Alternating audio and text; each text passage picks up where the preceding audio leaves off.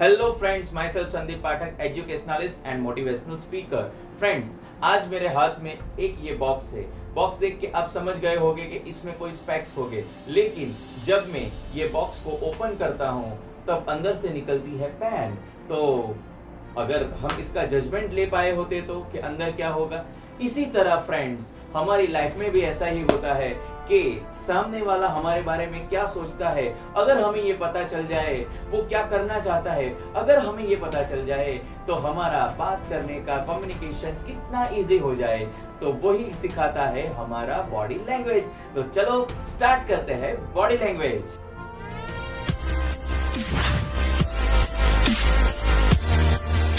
हम किसी से भी बात करते हैं तो बात करने के टाइम कम्युनिकेशन के बीच में क्या होता है, आपने कभी भी इसको गौर किया है? नहीं, उसमें 7% ही हमारा वर्बल कम्युनिकेशन होता है और बाकी का जो 93% है, बाकी का 93% नॉन वर्बल कम्युनिकेशन होता है।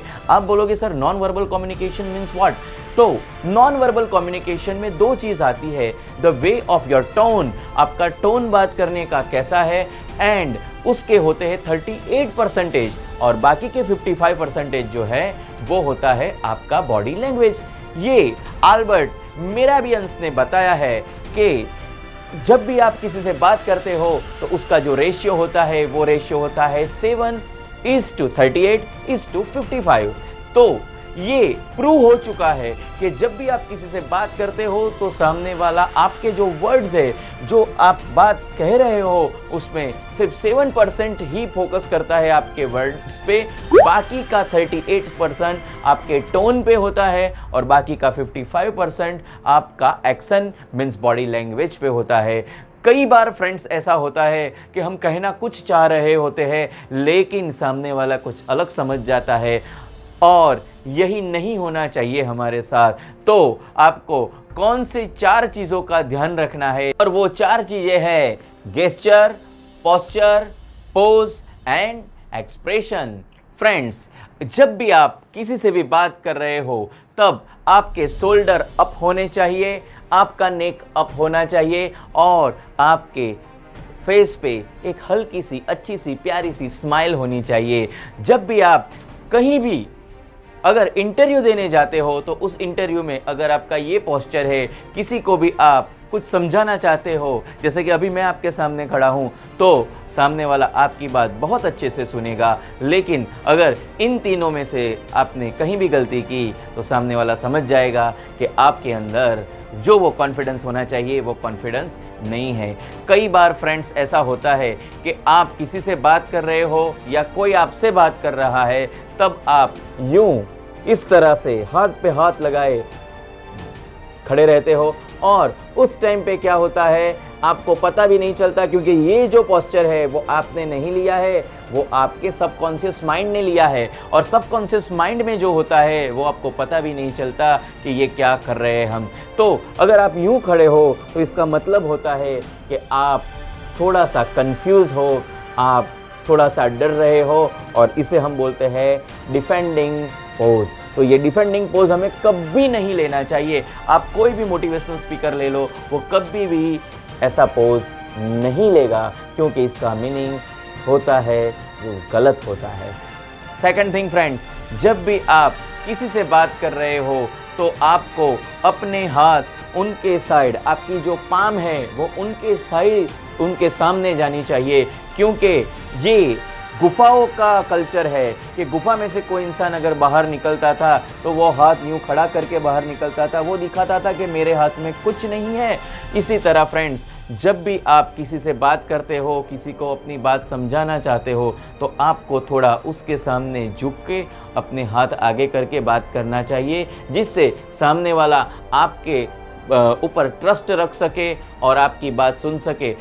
जब कभी भी हम किसी होटल में जाते हैं तो आपको वेलकम करने वाला जो बंदा होता है, वो वेलकम करने वाला बंदा थोड़ा सा झुक के आपको बोलता है वेलकम सर। तो ये साइन है कि वो अगर ऐसा पोज लेता है तो उसका साइकोलॉजिकल इफेक्ट आप पे होता है और आप उस पे ट्रस्ट करते हैं, अच्छी सी स्माइल देते हैं। फ्रेंड्स, कई बार क्या होता है कि बात करते टाइम हमें अपने सामने वाले की बात में कभी इंटरेस्ट नहीं भी होता है तो हम बात करते करते उसकी आई टू आई कांटेक्ट नहीं करते हैं, जबकि हमें अगर उसकी बात अच्छे से सुननी चाहिए लेकिन हम नहीं करते और हमारी आंखें यूं ही घूमती रहती है। तो इसी तरह अगर आप किसी से बात कर रहे हो और वो इंसान अगर अपनी आंखें घुमाता रहता है, आपकी आंखों में आंख डाल के बात नहीं करता है, तो समझ लेना कि वो आपकी बात में इंटरेस्टेड नहीं है। आप कितनी भी बात उससे करोगे लेकिन उसके माइंड में कुछ भी जाने वाला नहीं है, तो वहां आप अपनी बात क्लोज करो और वहां से निकल जाओ। फ्रेंड्स, दूसरा एक पोस्चर है कि अगर कोई इंसान चेयर पे बैठा है और आप उसे कुछ समझा रहे हो और उसके जो फिंगर है वो फिंगर ऐसे क्रॉस होने लगे और थोड़ी ही देर में ये फिंगर अगर अंदर चले गए और इसने ये बना लिया है, समझ रहे हो मेरी बात को, ऐसा पोस्टर उसने बना लिया, तो समझ लेना कि वो आपकी किसी भी बात सुनने में इंटरेस्टेड नहीं है, वो बोर हो चुका है।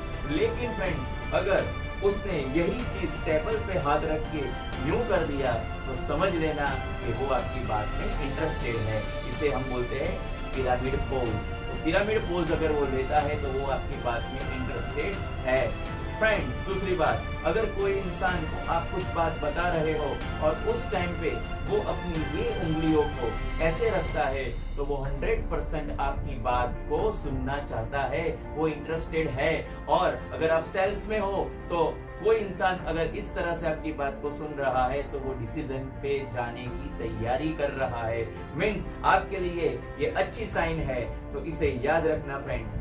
कई बार ऐसा होता है कि कुछ साइन हमें सामने वाला क्या सोच रहा है ये बता देती है, क्योंकि वो एक्शंस उसके सबकॉन्शियस माइंड से उसकी बॉडी पे आ रहे हैं और उसे ही हम बोलते हैं बॉडी लैंग्वेज।